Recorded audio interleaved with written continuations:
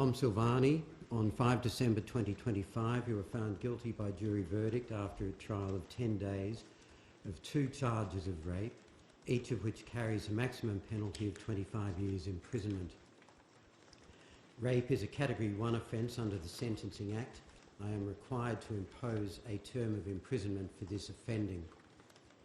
The offence of rape is part of the standard sentence scheme and carries a standard sentence of 10 years imprisonment. I note the prosecution does not make an application for discretionary sex offender registration. You have no previous or subsequent criminal histories and you have no matters outstanding. The jury verdicts are based on the following facts. On 13 January 2024, you hosted your childhood friend Anthony Lojudice for an afternoon of summer drinking. You were at your parents' house with your girlfriend Alana Iaconis.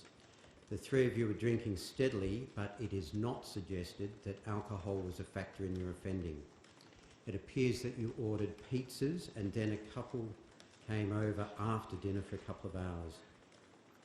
Later in the night, Anthony and Alana both made contact with the victim of your offending, Samantha Taylor. Ms. Taylor was a friend of Ms. Iaconis and had socialised with you from time to time. In other words, although you may not have been close friends, she was known to you. Ms. Taylor had previously engaged in a casual sexual relationship with Anthony. Ms. Taylor arrived after midnight as she had attended an earlier social engagement. When she arrived, you three, the others had left, were on the couch downstairs talking. She joined your group on the couch for a few minutes before she and Alana moved upstairs. Ms. Taylor gave evidence that after you and Anthony moved upstairs, you showed Samantha around briefly and then asked her for and gave her a hug. Ms. Taylor and Mr. Lojudice went to a spare bedroom next to yours where they engaged in consensual sexual activity. After a period of time, Mr. Lojudice received a text from his parents to come home. He left, indicating to Ms. Taylor that he was going to get an Uber to his family home. After he left the bedroom, Mr. Lojudice entered your bedroom and woke you. He asked you to open the front gate so that he could move his car onto the street for easy collection in the morning. You went downstairs and opened the gate. Once Mr. Lojudice had gone, you entered the doorway of the spare bedroom and spoke to Ms. Taylor, telling her that Mr. Lojudice's Uber had been cancelled and that he would return upstairs in a few minutes. A short while later, you quickly entered the bedroom and closed the door. The room was fully dark. You got into bed behind Ms. Taylor, spooning her. You reached your hand over her body and penetrated her vagina with your fingers. That is charge 1, the charge of rape. Ms. Taylor stated that she had expected Anthony to return to the room. However, suspecting something was wrong, Ms. Taylor wriggled away to prevent the penetration from continuing. She tried to engage you in small talk so she could hear your voice. She challenged you to illuminate your face with your phone torch. She challenged your identity, asking if it was Anthony. You replied with words to the effect, "Why wouldn't it be Anthony?" In the midst of these challenges, you placed Ms. Taylor over your torso and again penetrated her vagina with your fingers. She kept saying stop, but you continued. She continued to ask if it was Anthony. You restrained her by holding her hands with your other hand. That is charge 2 of rape. Ms. Taylor then stated in evidence that her brain clicked and she realised it was not Anthony. She broke her hand free and touched your hair. As depicted in Exhibit Q, your hair was considerably longer than Anthony's. Ms. Taylor stated, "Stop, Tom, I know it's you." You got up and quickly left the room. When you opened the door, Ms. Taylor further recognised you by the silhouette of your longer hair as you left through the doorway. You returned to the room a few minutes later under the guise that you had heard a noise and were checking if anything was wrong. Ms. Taylor again challenged you, stating, "I know it was you in here." Ms Taylor texted Mr Lejudice, who replied that he was at home. Ms Taylor booked an Uber. Before she left, you again asked her for a hug. She then left the house. The following morning, Ms Taylor texted Alana stating that you had assaulted her. You denied any wrongdoing. You desperately tried to call Mr Lejudice, but he initially did not answer your calls. Over the next 24 hours, you told him not to communicate with or respond to Ms Taylor, and you acted as gatekeeper to his communications with Ms Iaconis, instructing him to variously state that he returned to Samantha's bedroom, that his Uber left after Samantha had already departed, and that he waited in another room until his Uber arrived. On 15 January, you received and altered Mr Lejudice's Uber receipt to falsely show that he had left after Ms Taylor. On 22 January, Ms Taylor formally reported the matter to police. On 25 January 2024, Ms Taylor called you in a recorded pretext call. You told her that Anthony said he went back in, that you had seen the Uber receipt and, quote, it all matched up, close quote. And using these lies, you repeatedly suggested to Ms Taylor that she should not pursue this matter further. You were charged by police on 14 June 2024 and remained on bail until you were remanded in custody after the jury verdict on 5 December 2025. You have now spent 12 days on remand, excluding today, by way of pre-sentence detention, and I will reckon this as already served. Standard sentence principles. I now turn to a consideration of the standard sentencing scheme. The scheme provides for a standard sentence for the two charges of rape. The standard sentence for each charge is 10 years imprisonment.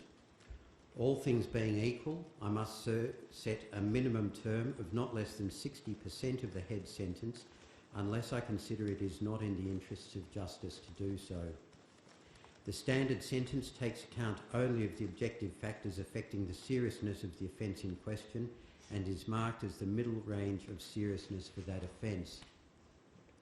Objective factors exclude consideration of matters personal to you as an offender or as belonging to a class of offenders. Rather, it is determined wholly by reference to the nature of the offending. I may only consider other standard sentencing cases when I am looking at comparators for sentencing purposes. In determining the appropriate sentence for your offending, I must take into account the standard sentence as one of the relevant sentencing factors. In this way, it is an additional factor to consider in the sentencing process. This does not limit the matters which I must or may take into account in determining the appropriate sentence, nor is it intended to affect what is known as the instinctive synthesis process. The standard sentencing scheme may be considered as a guidepost in the sentencing consideration. However, it is neither determinative nor a starting point from which I must simply remain, go up or go down in my sentencing consideration. I turn now to a consideration of the objective gravity of your offending and an assessment of your moral culpability. The objective seriousness of the crime of rape can be measured by having regard to three statutory considerations. First, the offence carries a maximum penalty of 25 years imprisonment. Second, rape is a Category 1 offence that requires a sentence of imprisonment to be imposed, and that is not challenged here. Finally, in this respect, as I've already noted, rape is a standard sentencing offence. Individually and in combination, these factors underline the fact that although it may be committed in diverse circumstances, an offence of rape must be met by a stern jail sentence. In my view, the following factors inform the seriousness of your offending. First, although your crimes arose from an opportunity that you could not have envisaged, once the opportunity had arisen, your crimes were marked by planning, cunning and strategy in order to deceive Ms Taylor. This included setting up the deception involved in telling Ms Taylor that Mr. Lejudice's Uber had been cancelled and that he would be returning to the room. Second, the first rape was committed by deception, by you pretending to be Mr. Lejudice. This crime was relatively brief, as Ms. Taylor was able to wriggle away from your hand. Following this, Ms. Taylor challenged you. You committed the second charge of rape over her protests. She was clearly and repeatedly saying, "Stop." I take into account that you held her hands until she broke your grip whilst you committed the second act. Then your attempts at deception and deflection continued for over a week after the offending. You tried to encourage your childhood friend, Anthony, to take responsibility for your actions. You dishonestly altered a document to further this deception. And then you continued to lie to Ms. Taylor and use those lies in an effort to both undermine her belief in what you had done and to persuade her not to pursue the matter further. Your conduct towards Samantha was egregious. Your conduct towards Anthony, who had been a lifelong friend, in your own self-interest was utterly appalling and shameful. The law in Victoria is very clear. The various forms of penetration constituting rape are not to be distinguished, and digital rape cannot be treated as less serious than penile rape. See cases, and I refer to various authorities. Digital penetration is, however, absent the risks of STI and pregnancy, for what that is worth. Both crimes in your offending were committed in a period of minutes. Although they were committed close together, the acts of rape must be viewed separately. One was committed under deception and the other over Ms. Taylor's protest with you restraining her hands. You have not shown any remorse. You must not and shall not be punished for running a trial, but the factors which usually mitigate a sentence on a guilty plea have no application here. The crime of rape is an intensely personal one. The violence of rape is inherent. The fact that no injuries were sustained should not be allowed to overshadow the physical violation you inflicted and the psychological and emotional trauma that flows from the derogation of the victim's rights and sense of security. This is exemplified by the fact that for days Ms. Taylor did not want to believe that you, as a perceived friend and the partner of her good friend, did this to her.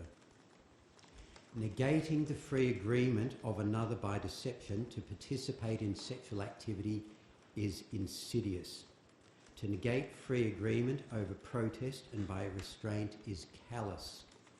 Both forms of conduct, together with your subsequent conduct, display a real lack of empathy for your victim. Ms. Taylor read her victim impact statement in court. I repeat, as I said on the plea, I do not like to use the word victim in relation to Ms. Taylor. It is clear that she has found her own voice.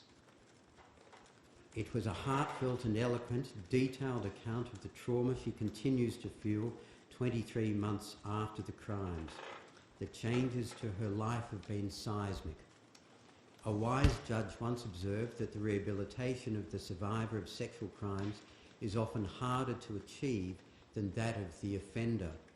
Ms. Taylor's demonstrated courage is, hopefully, a positive sign that she is on the path to recovery.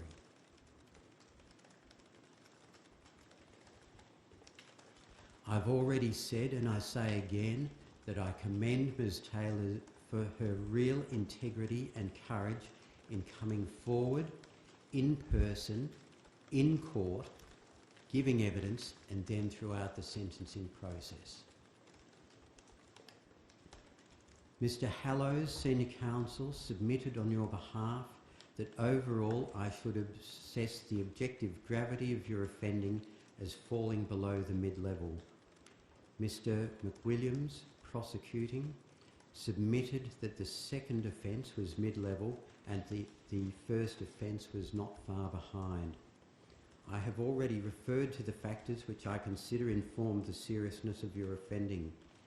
The offence of rape can be committed in many different ways and in many different circumstances, evidenced at least in part by the fact that the prosecution could not supply any comparable cases.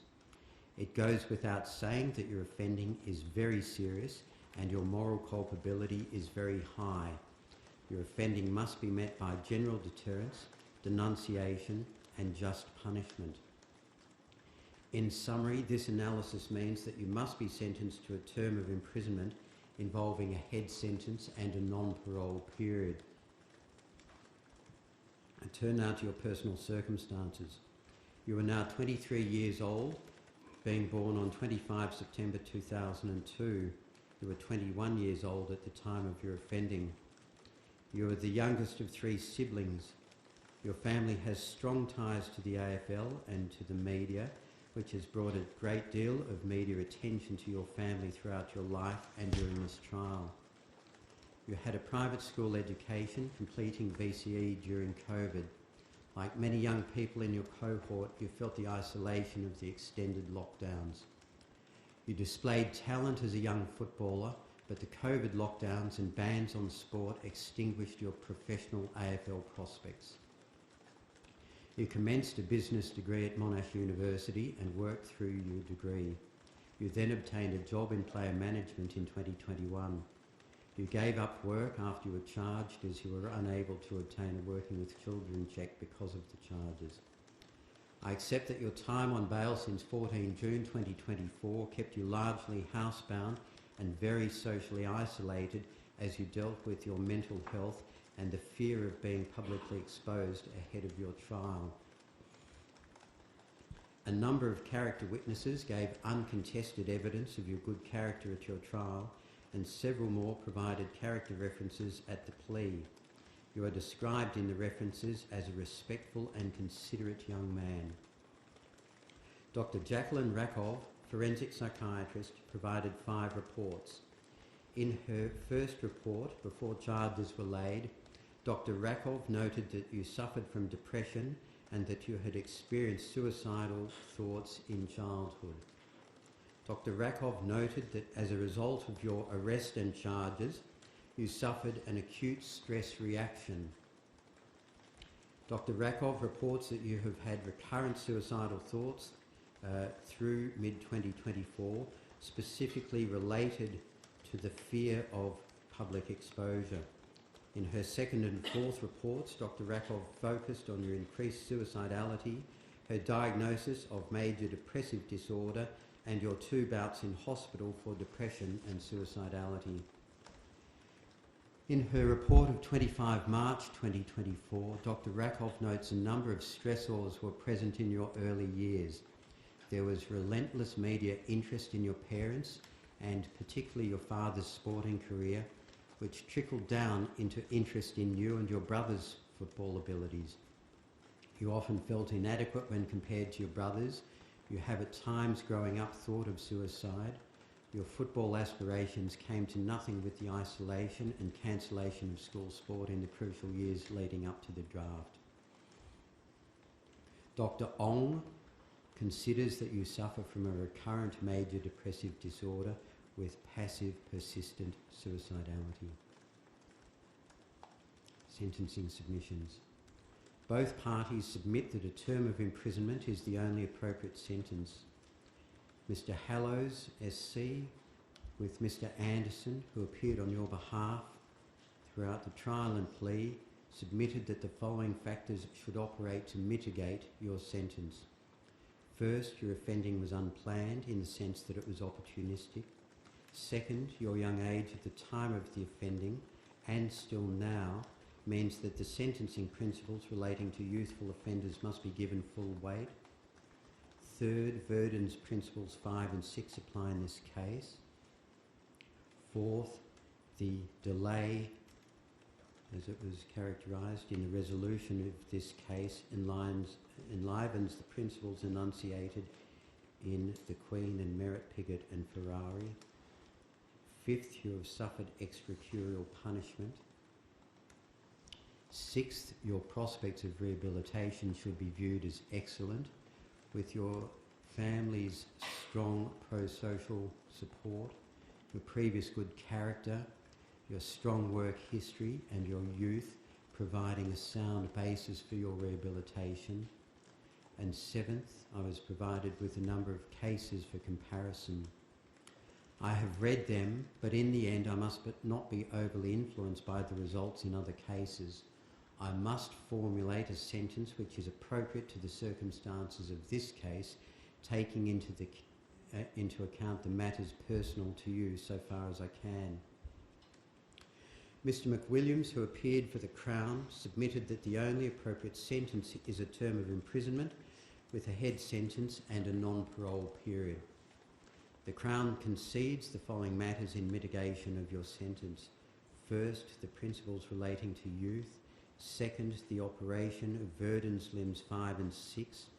And third, that you were a person of good character prior to the offending. Otherwise, Mr McWilliams submitted that the objective gravity of your offending called for the imposition of a sentence of imprisonment appropriate to your crimes. My analysis. I consider that for sentencing purposes you are still a young offender. Moreover, you have no prior convictions or matters outstanding. The courts have long recognised that an offender's youth should mitigate their sentence. The courts recognise that through their immaturity, young offenders may make immature decisions and act rashly on them. They may, and I quote, lack the degree of insight, judgment and self-control that is possessed by an adult, close quote. They may not fully appreciate the nature, seriousness and consequences of their criminal conduct. And I refer to Mills and as a party. Then, courts presume and encourage the rehabilitation of young offenders. The effective rehabilitation of a young offender protects the community from further offending. The third aspect of this principle is of the undesirability of exposing young offenders to the effect of incarceration in the adult prison system. This goes without saying. Of course, the Court of Appeal also observes that in some instances, the seriousness of a young person's offending means that the mitigating factors that I've set out must take something of a back seat. Your offending is very serious, but I will still take these matters into account to the extent that I may. Your prospects of rehabilitation must be considered very good. You have the strong support of a good pro-social family. You have had the benefit of a good education, including a tertiary education, good initial experience in the workforce, and you have no prior convictions or drug or alcohol dependence issues. You have, as I say, unwavering family support. Your counsel submitted that your prospects of rehabilitation, as I say, are excellent. I cannot elevate my assessment to that level. Whilst you have no prior convictions and you have not offended further and have no matters outstanding, you have demonstrated no remorse and no insight into any aspect of your wrongdoing. Not the rapes, not altering the Uber receipt, or your later conduct towards Anthony, or of course, your conduct towards Samantha. Successful rehabilitation requires both reform and remorse. Whilst I'm satisfied that the presumption of rehabilitation applies because of your young age, and that the static factors I've outlined apply to make your prospects very good, a question remains whilst you do not accept the fact of or the wrongfulness of your actions. In my view, there is little work for specific deterrence in the sentencing consideration. Mr McWilliams submitted that the nature of your offending calls for a measure of specific deterrence. whilst I consider that it must be taken into account in the mix of sentencing consideration, I do not consider that it needs to be expressly delineated or elevated in your circumstances. Extracurrial punishment is where you are punished over and above the sentence that I impose. In this case, it is submitted that you have lost your career opportunity in player contract management, and secondly, from the intense media scrutiny in this case. It appears that you worked in player management for 2 to 3 years part-time. I was not provided with any real details of your work. Your previous employer, Mr. Lenton, states in his reference that your return to this field is impossible. But without more, it is difficult to give this aspect much weight in mitigation. I will, however, accept, in addition to the other burdens you are currently carrying, that you will not be able to see past this blow for some time, and it will add to your depressed and anxious state. As I have said, you've been subject to intense media scrutiny relating to the trial, and especially from the time the non-publication order was lifted after verdict.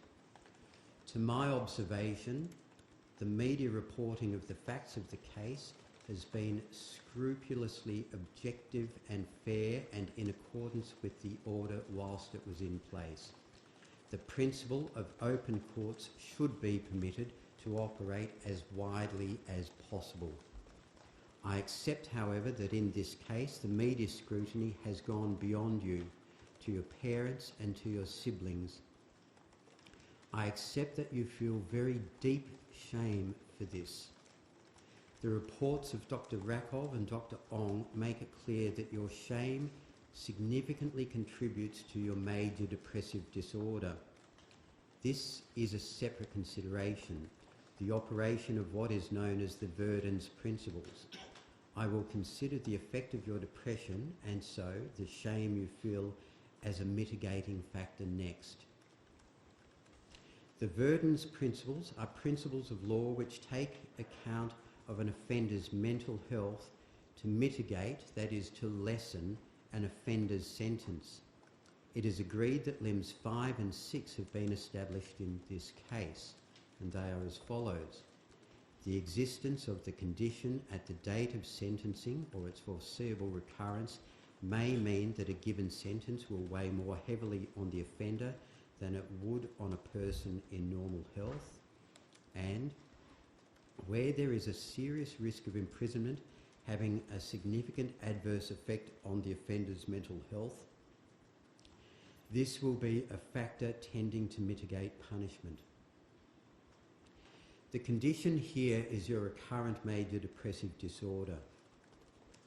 Your feelings of shame, anxiety and suicidality all contribute to the diagnosis of major depressive disorder. Mr. McWilliams agrees that the 2 limbs apply in your case. I will take the 2 limbs of Verdun's into account in the formulation and reduction of your sentence. Mr. Hallows submitted that the delay between charging and trial has exacerbated your anxiety and depression. You have lived under the uncertainty of these proceedings for 17 months and for a little under 2 years since the offences occurred. That is 17 months since charge. I accept that you've been depressed and anxious over this time, as Dr. Rakov and Dr. Ong have reported. I accept the authority of Merritt, Pickett and Ferrari speaks of delay as a powerful mitigatory factor, but the delay to which the Court of Appeal was referring to in that case was 5 years between the commission of the offence and sentencing. The delay in that case was labelled inordinate. The same cannot be said here. Nevertheless, I will give it some slight weight in the sentence consideration for the effect time has had on your mental health. In the end, as I've already discussed, it is the gravity of your offending, the denunciation of your conduct on behalf of the community, and just punishment which must dominate the sentencing consideration.